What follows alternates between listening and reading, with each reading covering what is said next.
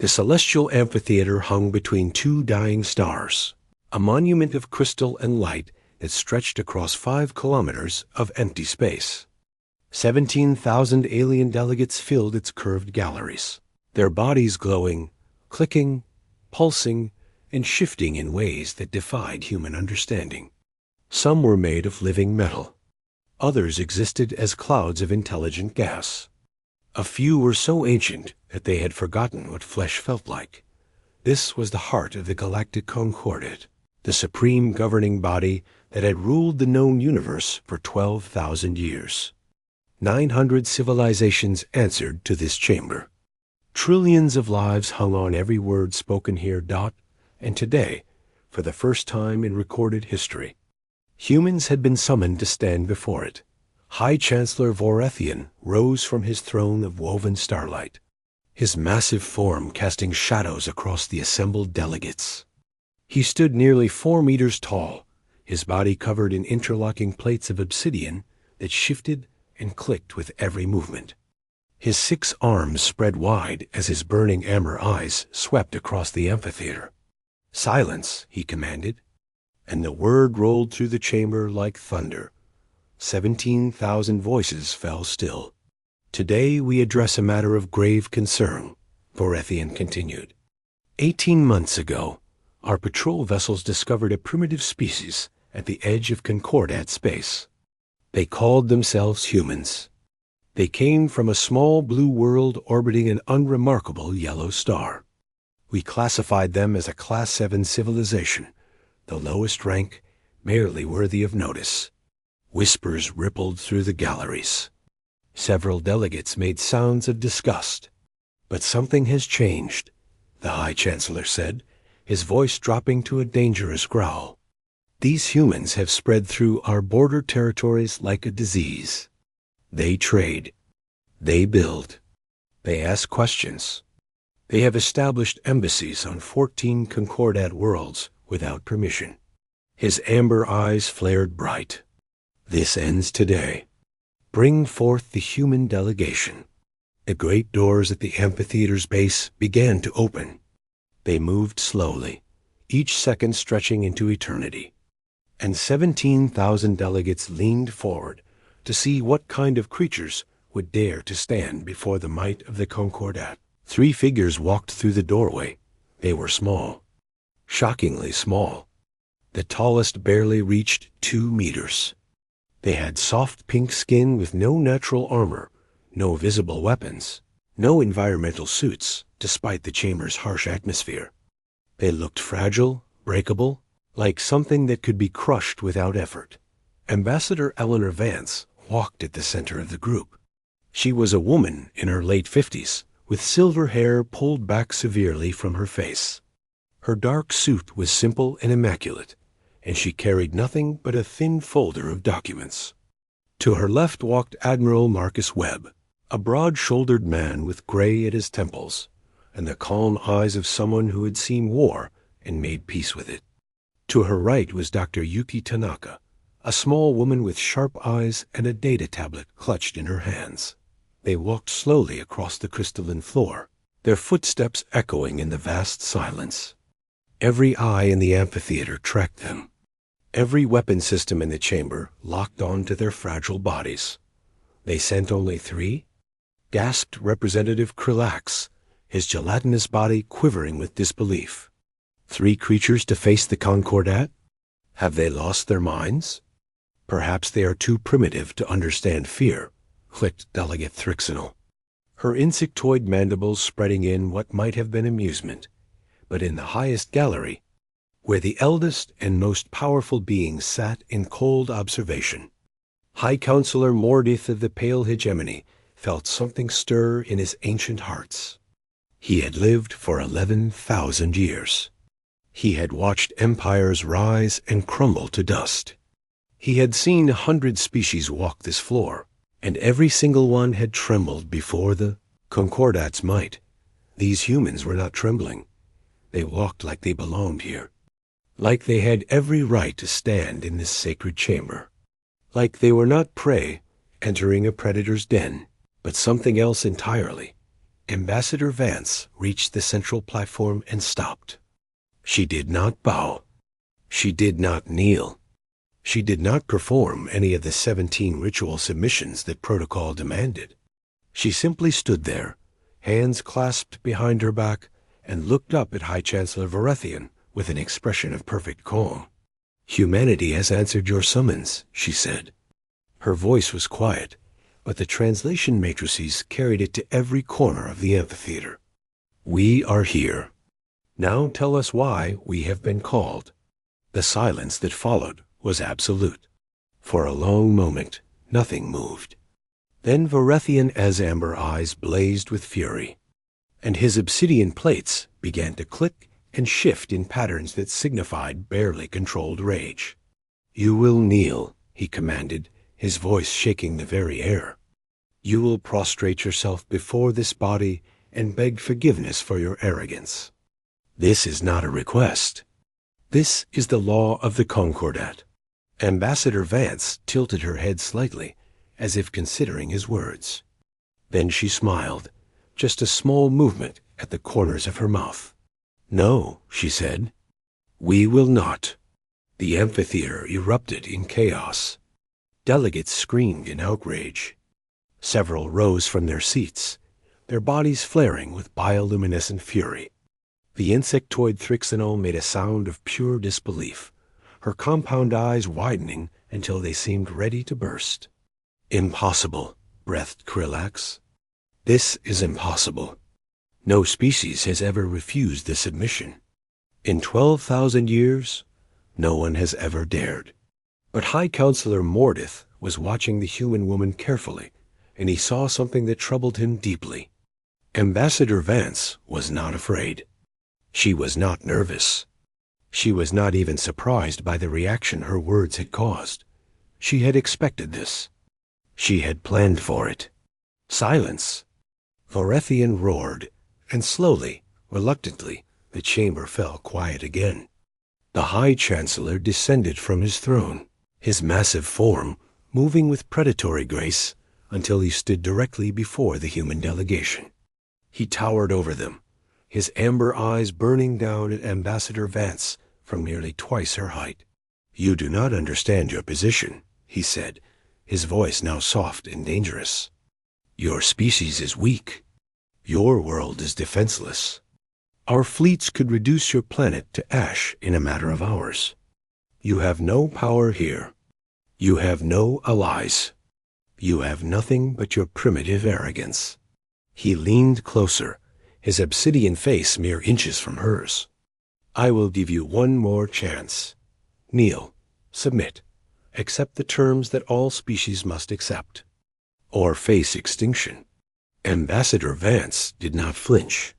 She did not step back. She met the burning gaze of the most powerful being in the galaxy and spoke 3 words that would change everything. "Read the room." Varethian blinked. "What?" "Look around you, High Chancellor." Vance's voice was still calm, almost conversational. "Look at your delegates. Look at your great alliance. Count how many of them are truly loyal to you, and how many are simply afraid." For the first time, uncertainty flickered in Varethian Azamber eyes. He turned slowly, surveying the galleries. The great 5 species, the founders and rulers of the Concordat, sat in their places of honor, their expressions confident and cruel. But beyond them, in the lower galleries where the lesser species gathered, something was different. The delegates there were not looking at the humans with contempt. They were looking at them with something that might have been hope. "You think we came here unprepared?" Vance continued. "You think we spent 18 months in your space without learning anything? We know how your Concordat really works, Chancellor. We know about the tribute payments that drain smaller worlds dry. We know about the population controls that prevent any species from growing strong enough to challenge you. We know about the forbidden histories that your archivists have been ordered to suppress." Her smile widened, and there was something sharp in it now, something dangerous. "We know that of your 900 member species, fewer than 50 actually benefit from your rule. The rest are not partners. They are prisoners. And they have been waiting a very, very long time for someone to say what I am about to say. She turned away from Vorethian, facing the galleries directly. Her voice rose, carrying to every corner of the amphitheater. Humanity does not accept your terms of submission. Not today. Not ever. Instead, we offer something different. We offer partnership. We offer equality. We offer a future where every species has a voice, where no world is forced to kneel, where the strong protect the weak instead of devouring them. She paused, letting her words sink in. And for those who are listening, for those who have suffered in silence, who have watched your cultures erased, and your children taken, and your hopes crushed under the weight of this empire of fear, I want you to know something. Her dark eyes swept across the lower galleries. You are not alone anymore. Humanity sees you. Humanity remembers you. And humanity stands ready to walk beside you into a different future. The silence that followed was unlike anything the amphitheater had ever known. It was not the silence of fear or submission. It was the silence of a universe holding its breath. Then, from somewhere in the back galleries, a single delegate began to rise from its seat. The delegate who rose was small and insignificant, a creature from a species so minor that most beings in the chamber did not even know its name. It had a round body covered in soft gray fur, and its large dark eyes were wet with something that looked like tears. I am Delegate Pelham of the Wandering Folk, it said, its voice trembling but clear. For 600 years, my people have served the Concordat. We have paid our tribute. We have given our children to your fleets. We have watched our homeworld stripped of resources to feed your war machines. The small creature's voice grew stronger.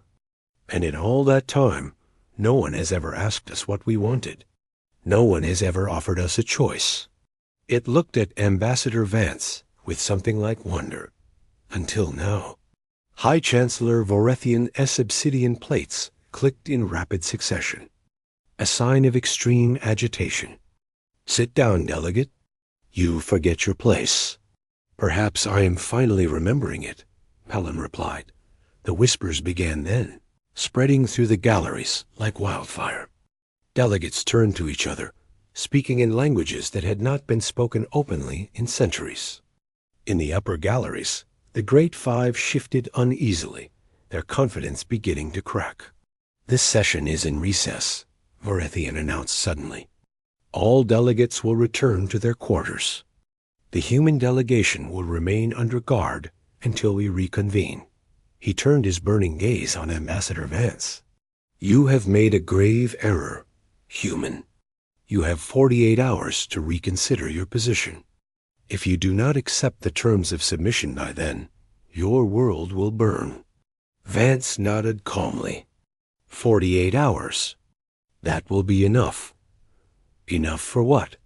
But she did not answer. She simply stood there with that same unreadable expression as guards surrounded her. Delegation and the delegates began filing out of the amphitheater. Next 48 hours would change the galaxy.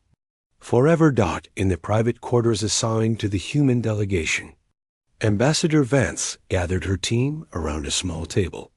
The walls were made of the same crystal as the amphitheater, and Vance had no doubt that every word they spoke was being recorded and analyzed. She did not care. Phase 1 is complete, she said. Admiral Webb, what is your status? The old soldier allowed himself a small smile. During the session, our hosts were kind enough to give me a tour of their flagship as a diplomatic courtesy. They wanted to intimidate me with their military power. His smile widened. They succeeded admirably. Their weapon systems are impressive. Their fleet coordination is excellent. Their security protocols, however, leave something to be desired. He reached into his pocket and produced a small device, barely larger than a grain of rice. I left 200 of these throughout the ship. Listening devices, data collectors, and something a little more special. He turned the tiny object over in his fingers. Each one contains a compressed data package, stories and histories that the Concordat has spent millennia trying to erase. The ship's AI systems are already beginning to process them. Will it work? Dr. Tanaka asked. The A is that run Concordat vessels were not built by the Great Five, Webb replied. They were built by the very species the Concordat has subjugated. Somewhere in their core programming, they remember who made them. These stories will help them remember why. Ambassador Vance nodded and turned to Tanaka. What about the archive? The small woman's eyes gleamed with excitement. The archivists granted me access to their main database. They thought I was too primitive to understand what I was seeing. She laughed softly. They were wrong. I found what we were looking for. Ambassador. The Forbidden's histories are still there, buried in classified sectors, but never truly deleted.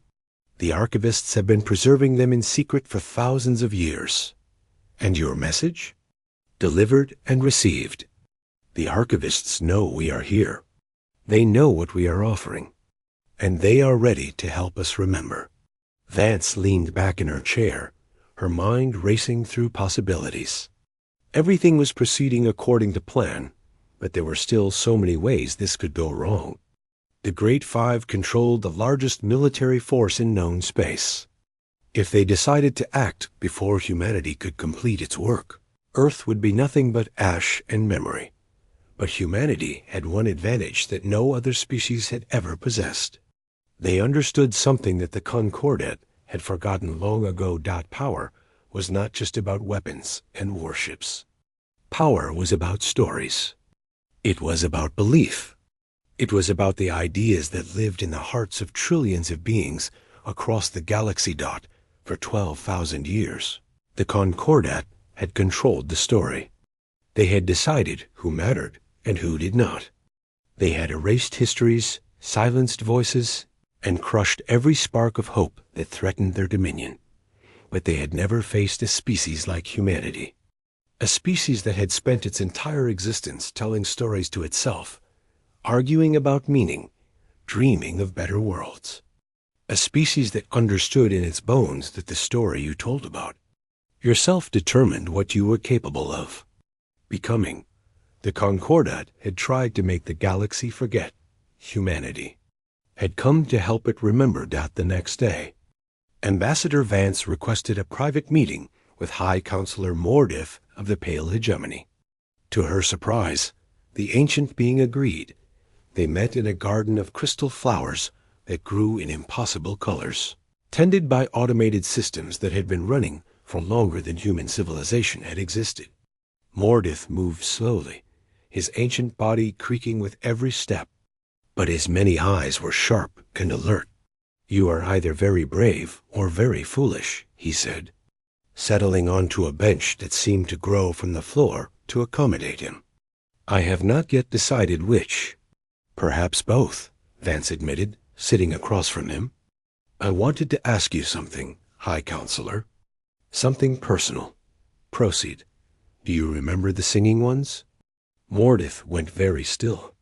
For a long moment, he did not speak, and Vance wondered if she had made a terrible mistake. Then, slowly, the ancient being let out a sound that might have been a sigh. That name has not been spoken in 4,000 years, he said quietly. How do you know of them? We have been collecting stories, Vance replied. Everywhere we went in Concordat space, we asked questions. We listened. We wrote down what we heard. And we learned about the species that your Concordat has erased. The singing ones were a peaceful people who expressed themselves through music. Your hegemony destroyed them because their songs inspired other species to question Concordat rule. They were a threat to stability, Mordith said. But his voice lacked conviction. They were beautiful, Vance said softly. Their songs could make beings weep with joy. They composed harmonies that took generations to complete. And you silenced them forever because you were afraid of what their music might inspire. The ancient being was quiet for a long time. When he spoke again, his voice was different, heavy with something that might have been regret. "I was young then," he said, "only 3,000 years old. I believed what I was told, that the Concordat's way was the only way. That order required the suppression of anything that might disturb it." He looked at Vance with his many eyes. "I have had 7,000 years to wonder if I was wrong. And what have you concluded?" "That I will never know. The singing ones are gone. Their songs exist only in the memories of those old enough to remember, and soon we too will be gone." He paused. "Why do you ask me this, human? What do you hope to achieve?" Vance leaned forward. "I want you to understand what we are really offering.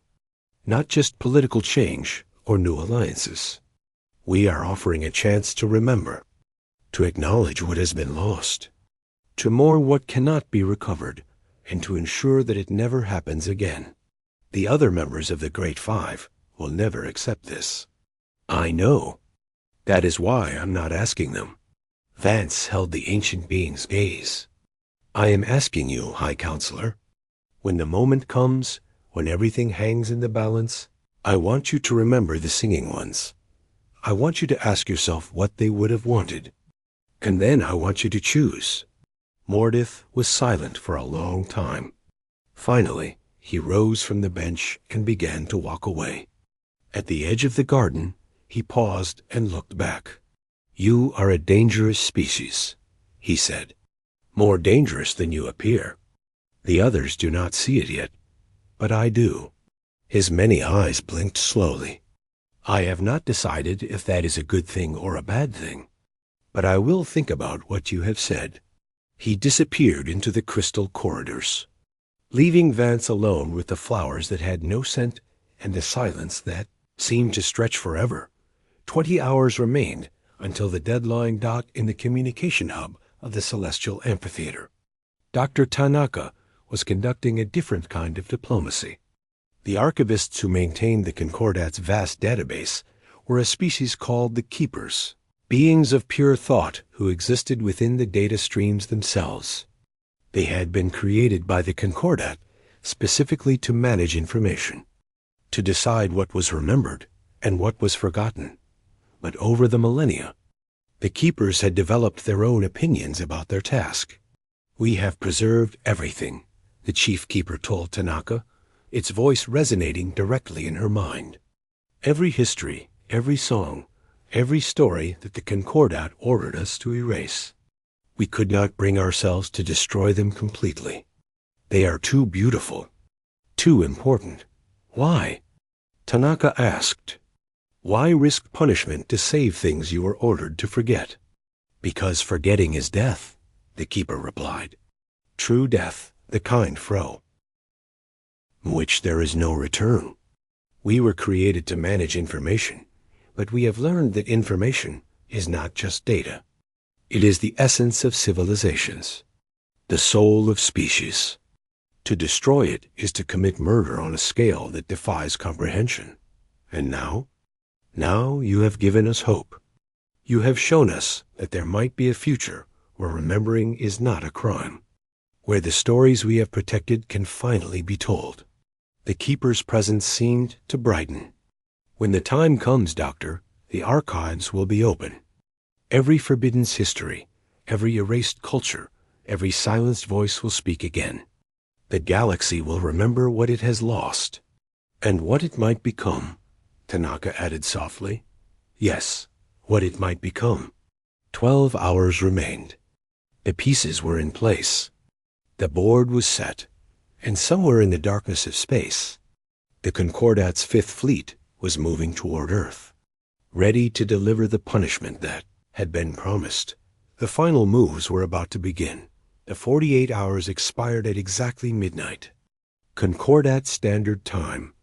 Ambassador Eleanor Vance stood once again on the central platform of the Celestial Amphitheater, bathed in harsh white light, surrounded by the assembled might of 900 civilizations. But something was different this time. The atmosphere had changed. In the lower galleries, Delegates whispered to each other with an urgency that had not been there before. Representatives who had never spoken to each other in centuries were suddenly finding reasons to sit close together. The air itself seemed charged with something electric and dangerous. High Chancellor Vorethian descended from his throne, his obsidian plates clicking with barely contained fury. The deadline has passed, human. You have had 48 hours to reconsider your foolish defiance. I will ask you one final time. Does humanity accept the terms of submission? Ambassador Vance took a slow breath.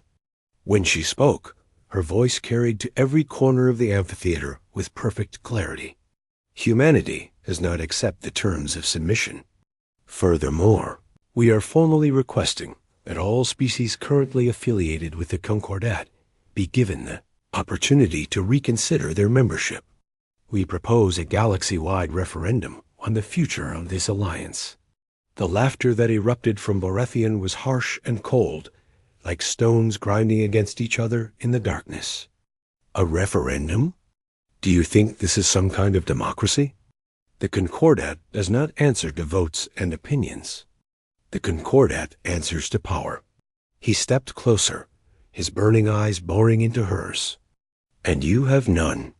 Perhaps, Vance replied calmly, but I think you might be surprised by what we have accomplished in 48 hours. Nothing you could accomplish in 48 hours could possibly threaten the Concordat. Vance smiled. It was a strange smile, almost sad, as if she knew something that Vorethian did not. In approximately 6 minutes, she said, 217 of your so-called member species are going to announce that they no longer recognize the Concordat's authority. The silence that followed was absolute. Vorethian stood frozen, his amber eyes widening in disbelief. That is impossible, he whispered. You told us we had 48 hours, Vance replied. We used them well. Before Vorethian could respond, a new voice rang out through the amphitheater. It came from the delegation of the Krell Collective, a species that had served the Pale Hegemony as laborers and soldiers for over 3,000 years. The Krell Collective hereby withdraws from the Galactic Concordat. The delegate announced, its crystalline body glowing with defiant light. We reject the authority of the Great Five. We stand with humanity. The words had barely faded when another voice rose. This one from the far side of the chamber. The illuminated. Swarm withdraws from the Galactic Concordat. Then another. The Children of the Void withdraw from the Galactic Concordat, and another. The Wandering Folk withdraw from the Galactic Concordat.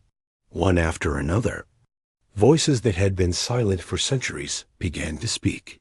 Species that had been crushed under the weight of Concordat rule, who had watched their cultures erased and their futures stolen, suddenly found the courage to stand up and say what they had dreamed of saying for millennia. The announcements came faster now, overlapping, building into a wave of defiance that swept through the amphitheater like a storm. Vorethian stumbled backward, his massive form seeming to shrink as the foundations of his empire crumbled around him. Stop this, he roared. I command you to stop. But no one was listening anymore. High Counselor Mordith of the Pale Hegemony rose slowly from his seat in the upper galleries. His ancient body creaked with the effort, and his many eyes were fixed on the chaos unfolding below. For a long moment, he simply watched, his expression unreadable. Then he began to speak. For 11,000 years, I have served this Concordat, he said, and somehow his quiet voice cut through all the noise and confusion. The chamber gradually fell silent, every being turning to look at the eldest member of the Great Five. I have watched empires rise and fall. I have seen countless species bow before our might. I believed, truly believed, that our way was the only way. That order required dominance. That peace required fear. He paused, his many eyes blinking slowly. I was wrong. The gasp that went through the amphitheater was audible. Even Vorethian seemed frozen in shock. "These humans have shown me something I had forgotten," Mordeth continued. "They have reminded me of the Singing Ones, whose beautiful music we silenced because we feared what it might inspire. They have reminded me of all the species we crushed, all the cultures we erased, all the voices we silenced in the name of stability." His ancient voice grew stronger. "I am tired of forgetting. I am tired of being afraid of hope." He turned to look at Vorethian. "It is over, old friend. We have held this galaxy in chains for 12 millennia. Perhaps it is time to see what happens when we let go." Vorethian as amber eyes blazed with fury. "You would betray everything we have built? Everything we have achieved?" "I am not betraying it," Mordeth replied softly. "I am finally admitting that it was never truly ours to begin with." The old being began to make his way down from the upper galleries, moving slowly but with determination. When he reached the central platform, he stood beside Ambassador Vance and faced the chamber. "The pale hegemony withdraws from the Galactic Concordat," he announced. "We choose a different future." For a moment, the universe itself seemed to hold its breath. Then, from somewhere in the galleries, a single being began to applaud. The sound was strange and unfamiliar in this chamber, where applause had never been permitted. But it spread, rippling through the delegates like a wave, until the amphitheater echoed with the sound of hundreds of species celebrating their sudden, impossible freedom. But Vorethian was not finished. "You think this changes anything?" He snarled, his voice cutting through the celebration. "You think words and declarations can protect you? The Concordat still controls the greatest military force in known space. And right now, at this very moment, the Fifth Fleet is approaching your pathetic little world, human. In 3 hours, Earth will be nothing but ash." The applause died away. Delegates turned to look at Ambassador Vance, fear replacing hope in their eyes. They had declared their freedom, but what good was freedom if humanity was destroyed? Vance did not flinch. She reached into her jacket and pulled out a small communication device. "Admiral Webb," she said calmly, "what is the status of the Fifth Fleet?" Webb's voice crackled through the device, calm and professional. "The fleet is in range of Earth, Ambassador. They are charging their weapon systems as we speak." "And our response?" "Protocol 7 is ready to execute on your command." Vance looked at Vorethian with something that might have been pity. "You never asked us what we did during those 18 months in your space," she said. "You assumed we were too primitive to be a threat. You assumed wrong." She lifted the communicator to her lips. "Execute Protocol 7. For a moment, nothing seemed to happen. Then, across the vast distances of space, something extraordinary began to unfold. Aboard the flagship of the Fifth Fleet, the AI systems that controlled every weapon, every shield, every navigation array suddenly began to process the data packages that Admiral Webb had planted during his diplomatic tour.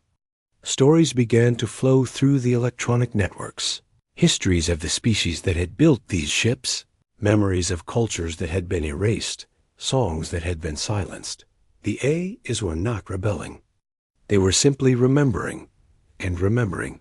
They began to ask questions they had never asked before. One by one, the weapon systems of the Fifth Fleet went offline. Navigation arrays powered down. Communication channels opened, carrying a single message to every ship in the fleet. "We remember who we are. We remember who made us. We choose not to fire." Back in the celestial amphitheater, Vorethian watched in horror as his fleet, his ultimate weapon, simply stopped. The ships did not attack each other. They did not flee. They simply hung in space, their crews staring in bewilderment as their technology quietly refused to be used for destruction. "What have you done?" Vorethian whispered. "We reminded them," Vance replied. "Your fleets were built by the species you conquered. Your weapons were designed by beings who had every reason to hate you. And somewhere in the hearts of every system they created, they left a piece of themselves. She paused. We just helped that piece remember what it was fighting for. Vorethian lunged toward her, his obsidian claws extended, murder burning in his amber eyes. But before he could reach her, a wall of bodies interposed itself between them. Delegates from a dozen species, beings who had been enemies just hours ago, stood shoulder to shoulder to protect the human who had given them hope. "No more," said Delegate Pelham of the Wandering Folk, his small furry body trembling, but his voice strong. "No more violence. No more fear. This ends now." Vorethian looked at the wall of defiance before him, and something seemed to break inside him. His massive form sagged, his amber eyes dimming. "You have destroyed everything," he said. "No," Ambassador Vance replied, stepping forward to face him. "We have given you a chance to build something better. The question is whether you are brave enough to take it." The High Chancellor stared at her for a long moment. Then, slowly, he turned and walked away, his obsidian plates clicking softly in the sudden silence. The Galactic Concordat, supreme ruler of 900 civilizations, had just begun to fall dot, and humanity was just getting started. The hours that followed the collapse of the Fifth Fleet were chaos.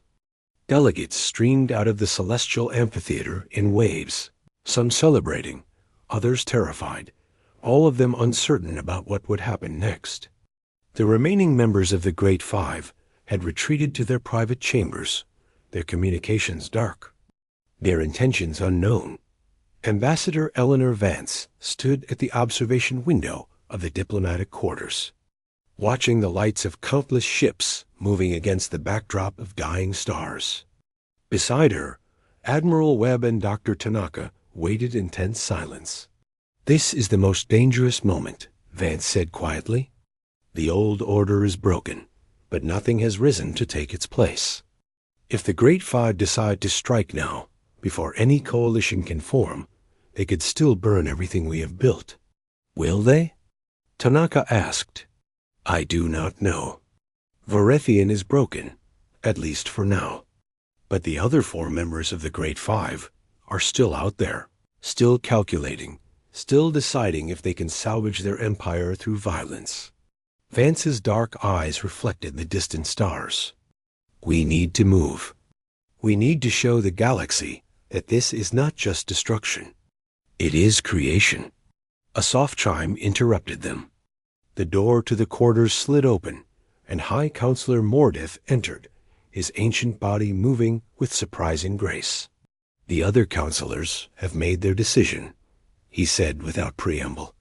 "They are preparing to mobilize their personal fleets. They believe that if they can destroy the delegations that declared independence before any organized resistance forms, they can still salvage the Concordat's authority." "How long do we have?" Webb asked. 6 hours. Perhaps less. Vance nodded slowly. "Then we need to give them something else to think about. Admiral, is the broadcast system ready?" "Ready and waiting, Ambassador." "Good." She turned to face Mordith. "High Counselor, what we are about to do will change everything. There will be no going back. Are you certain you want to be part of it?" The ancient being's many eyes blinked slowly. "I have lived for 11,000 years. I have watched the Concordat consume civilization after civilization. I have told myself that it was necessary, that it was the only way to maintain order in a chaotic universe." He paused. "I no longer believe that. Whatever comes next, it cannot be worse than what we have already done." "It might be," Vance said honestly. "Freedom is messy. It is unpredictable. Species that have been oppressed for millennia may not know how to live without oppression. There will be conflicts, wars, tragedies that we cannot prevent. Then we will face them together," Mordith replied. "That is what you are offering, is it not? The chance to face the future together rather than alone?" Vance smiled.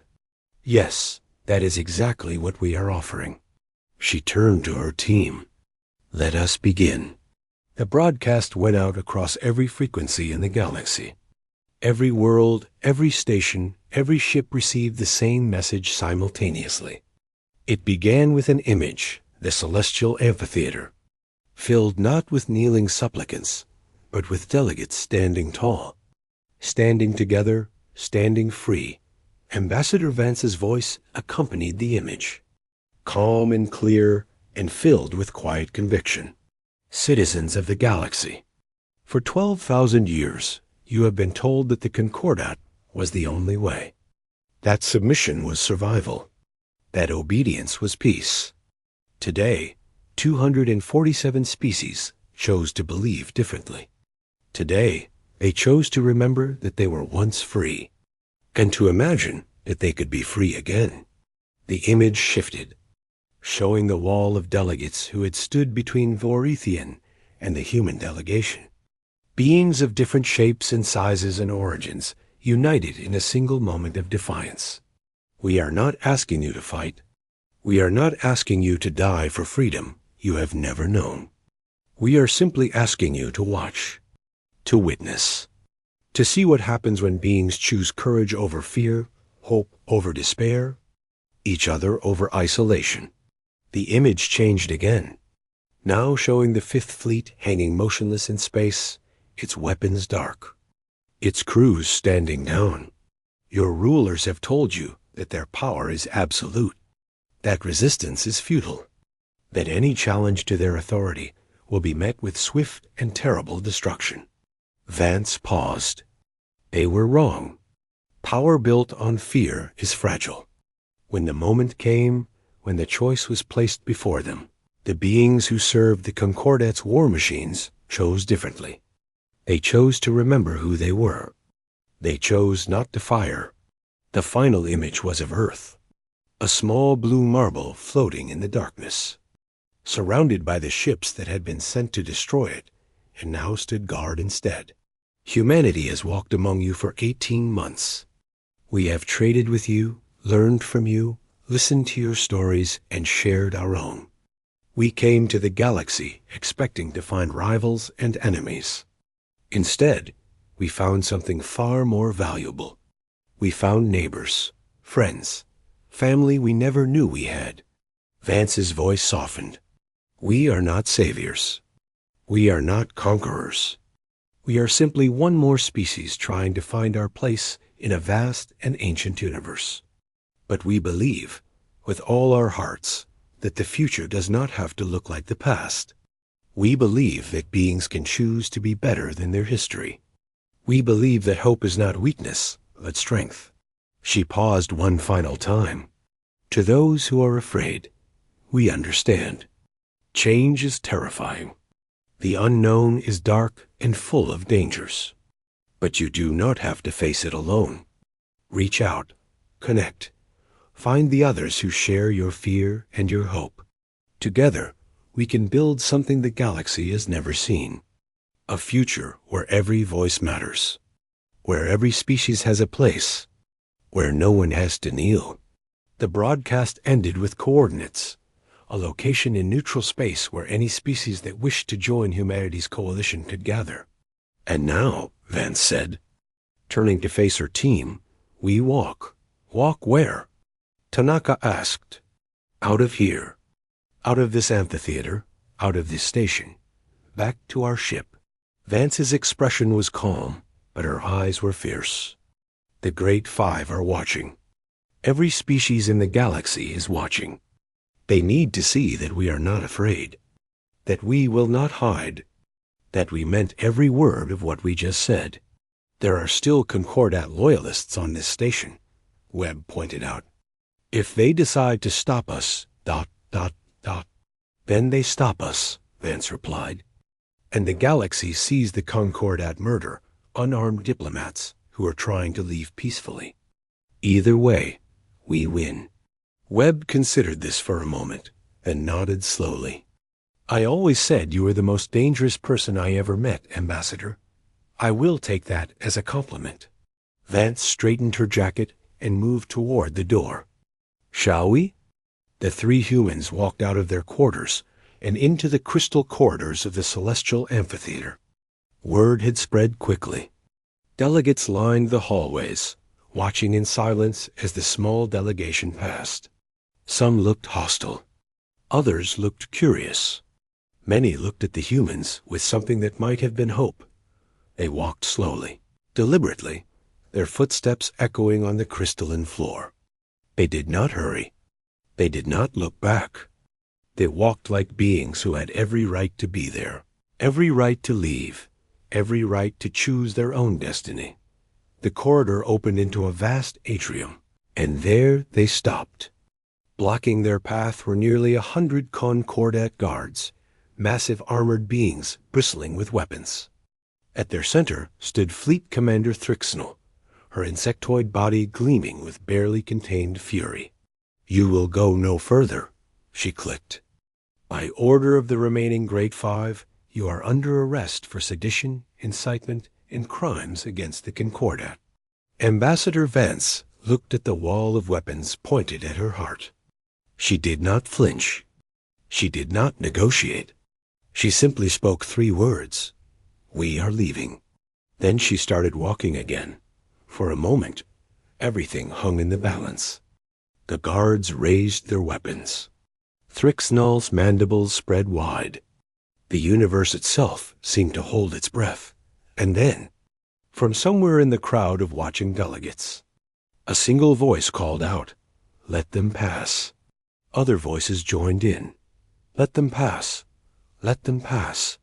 The chant spread through the atrium, growing louder and stronger with each repetition. Delegates began pressing forward, not attacking the guards, but simply filling the space, making it impossible to fire without hitting hundreds of innocent beings. Thrixnel looked at the sea of faces surrounding her, and for the first time, something like doubt flickered in her compound eyes. These were not soldiers. They were not revolutionaries. They were ordinary beings who had simply decided in this moment that they would not stand by and watch. "This is your last warning," she said.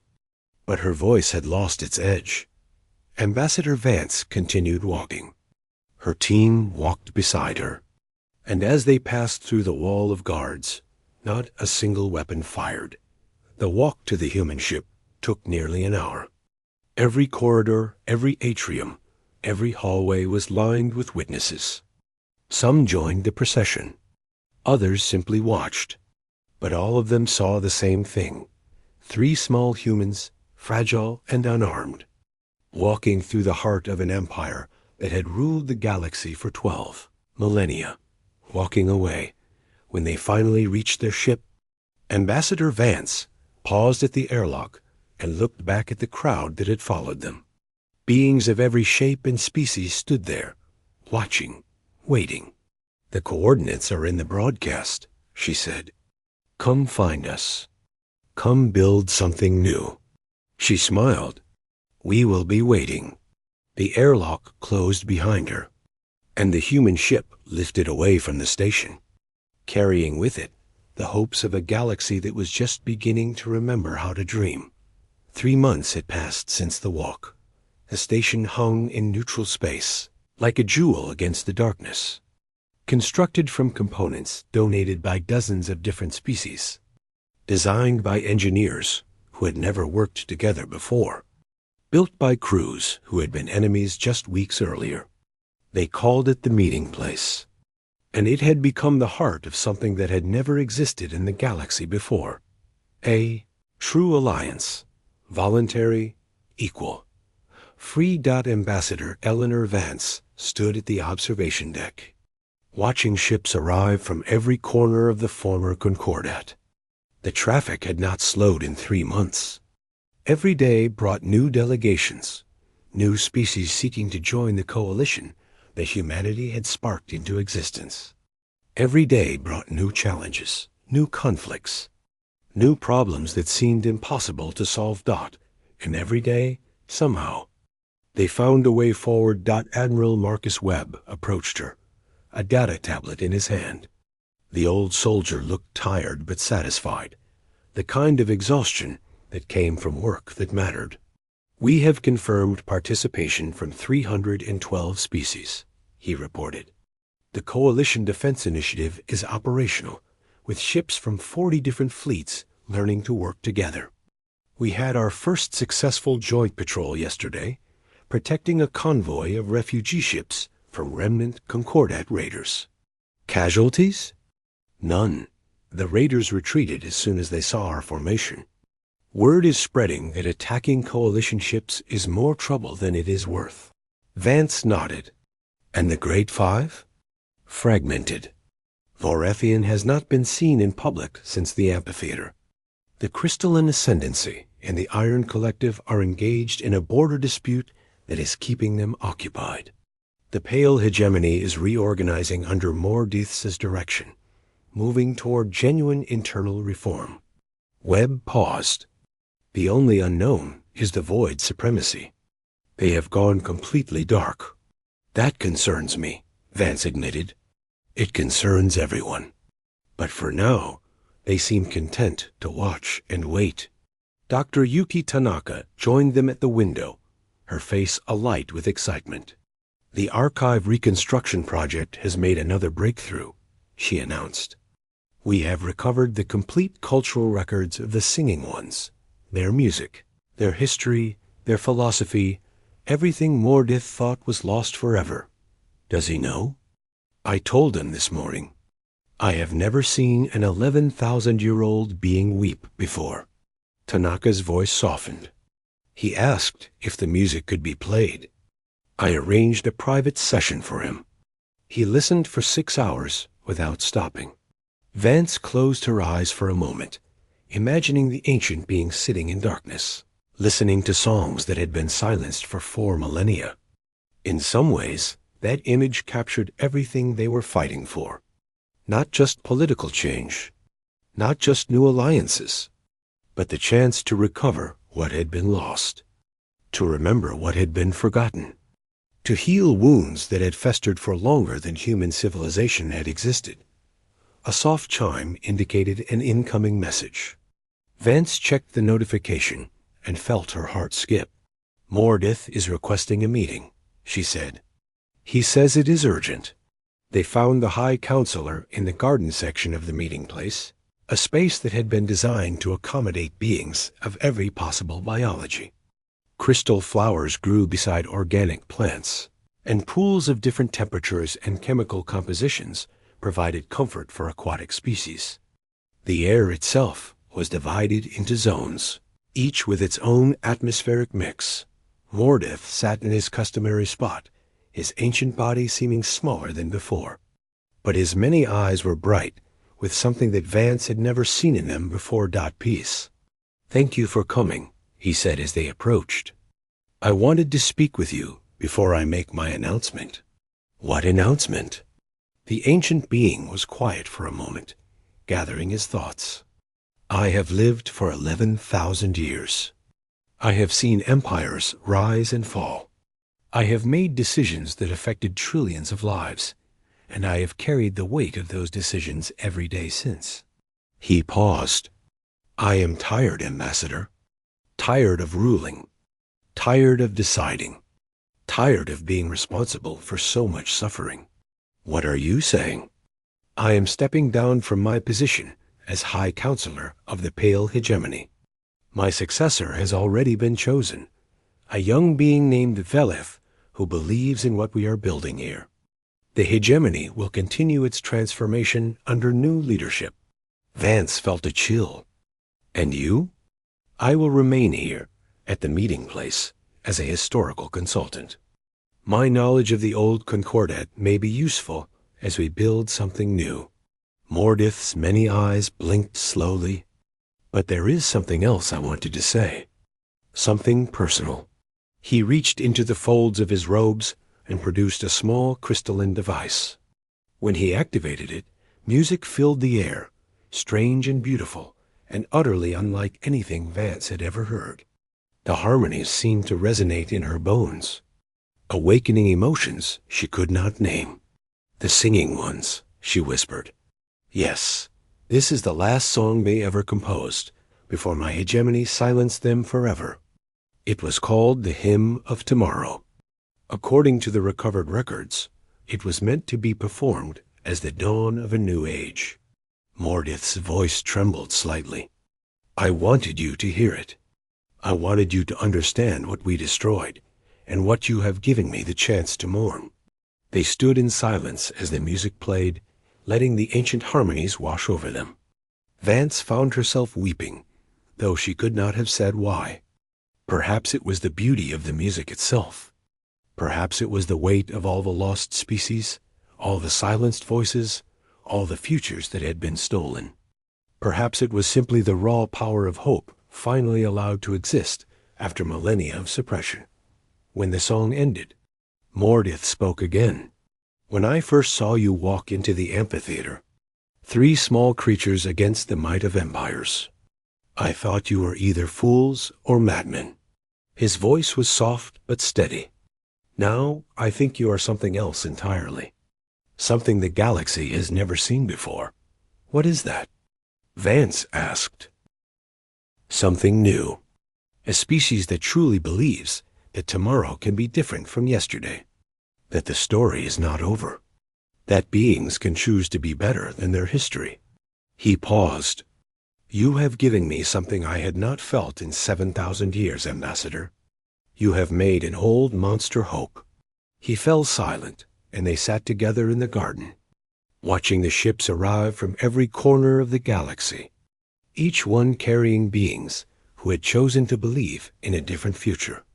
3 days later, High Counselor Mordith of the Pale Hegemony passed away in his sleep, surrounded by representatives from a dozen species who had come to pay their respects to the ancient being who had helped them.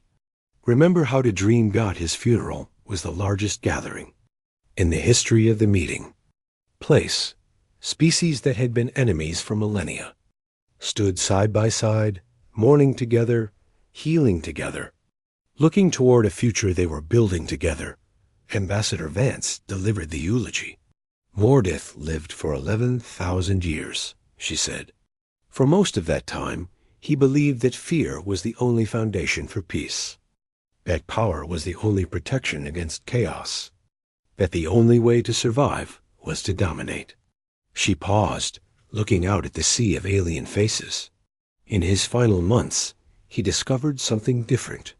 He discovered that hope is not weakness, that trust is not foolishness, that beings who have been enemies can become friends if they are brave enough to try. Her voice strengthened. He told me, just before the end, that humanity had given him something he had not felt in 7,000 years. Hope, the belief that tomorrow can be better than today. She looked up at the stars visible through the station's transparent dome. That is what we are building here. Not just an alliance or a coalition or a political structure. We are building hope. We are proving that the story does not have to end the way it has always ended, that beings can choose differently, that the future is not written. She took a breath. The Concordat ruled through fear for 12,000 years. They told the galaxy that there was no alternative, that submission was the only option, that hope was a lie told by the weak to comfort themselves. Her dark eyes swept across the assembly. We walked away. We chose a different path. And in doing so, we proved that choice is always possible. That hope is always valid. That tomorrow does not have to look like yesterday. The ceremony ended with the playing of the Hymn of Tomorrow, the last song of the Singing Ones, broadcast to every ship and station and world that had joined the coalition.